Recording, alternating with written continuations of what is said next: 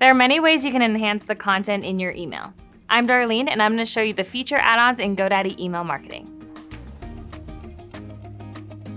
To access the feature add-ons, from the Websites + Marketing dashboard, click Settings, and under Marketing, select Email.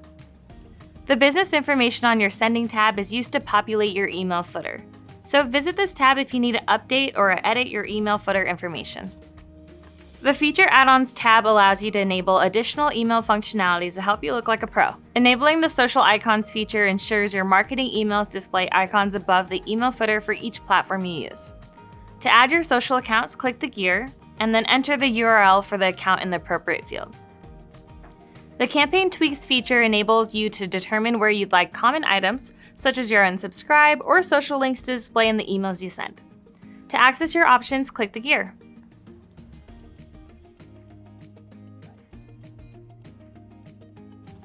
Enabling the Sharing Stats feature adds a share button on your stats page, which lets you securely share your email metrics with anyone using a unique URL. Finally, there's personalization. Enabling this feature lets you define and use personalization tags in your emails. To create a tag, click the gear, and in the personalization area, click Add a Personalization Tag. Select the data field that you want to create a personalization tag for.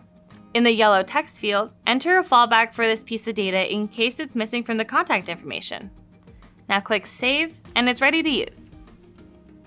Now in your next email, if you want to greet each contact in your subscriber list by first name, you can use your new personalization tag and write Dear in parentheses first name, and GoDaddy Email Marketing will automatically plug in their first name.